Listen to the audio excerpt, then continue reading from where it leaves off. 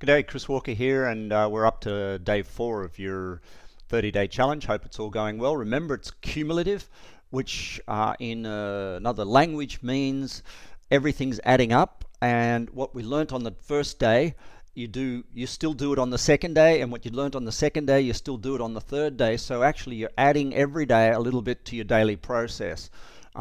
In the first day we did a 4-column chart. My hope is that you can do at least 1 or 2 of those every day. The second day we learnt about doing burst training, and I hope that you're doing your burst training every single day. No excuses for 30 days. The third day we learnt about cleaning up and creating environments that are reflective from the outside in and create an affirmation of positive growth. On the fourth day, which is today, we're learning about mind power. And mind power is basically that if you change your if you change the gremlin out of your mind that was keeping you where you were, in other words, the belief system shift, you activate the cellular part of your body, so you initiate a cellular re-engagement with a new belief system. You change your environment to reflect back the new belief system. The next thing is actually to be the new belief system. So it's all very well for us to say, I'm an Olympic champion, but if you're not good enough, you're not good enough.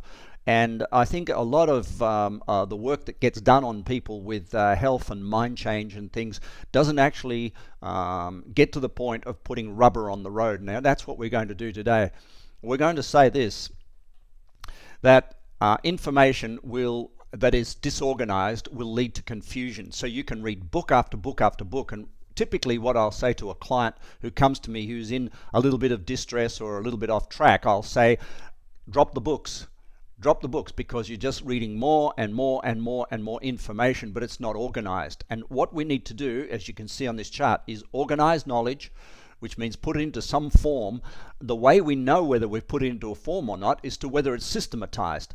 And a system is something that you can ask someone else to do. So if you organize your knowledge in a pictorial sense, or if you organize some idea and you read a book about alcoholism or whatever the problem's going on in your life, the question is, can you actually now go to an alcoholic and say, this is what I've summarized out of this book? And the summary isn't a bullet point thing. It's a graph. It's a chart. It's some way of pushing thousands of pages of information down and down and down into one tiny picture.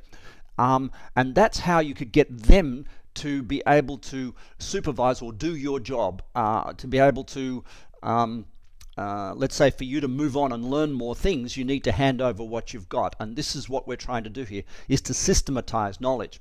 The final thing is, when you deputize, it means you write it down in a blog and you give it away, or you write it in a book and sell it off, or you give it to a client and release it so that you can go to the next place. You organize, supervise, deputize, and deputize can become a franchise. It becomes a book that gets resold over and over. It becomes an audio or a video. But one way or another, you need to move to the next disorganized state of information so that you can go around this loop over and over again. If you've educated yourself 20 years ago and you're still sitting on that education now and just, let's say, tweaking it or trying to commercialize it, you'll plateau, and someone's coming up behind you, going to shoot right across the top of you, and the value you add will be diminished, and you'll find yourself getting paid less than what you thought you should be.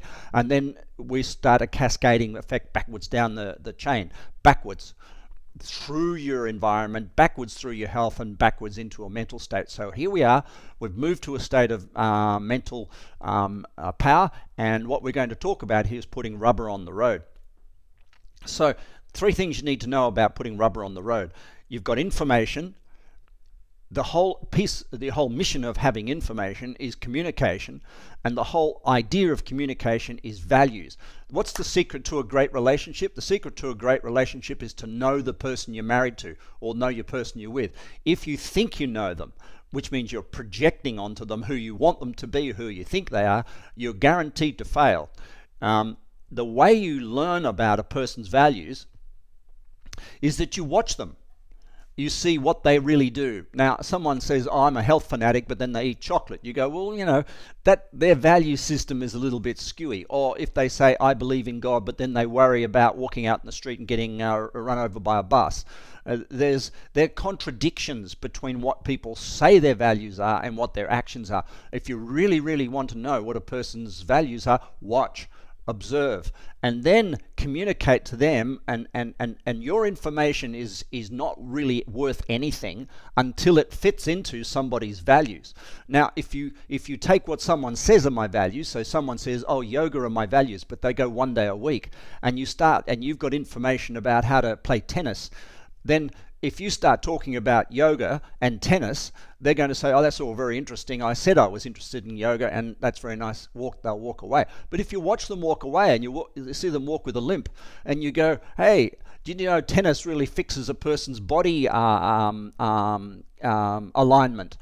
or something of the sort, there's a value. And so you can actually see an incredible opportunity here to be a valuable citizen by actually taking the information you're gathering, which is of primary interest to you, your core value, primary function, and transferring it through communication into the value set of the audience you're talking to, or the market, or the client, or the people. And it goes the same for your partner.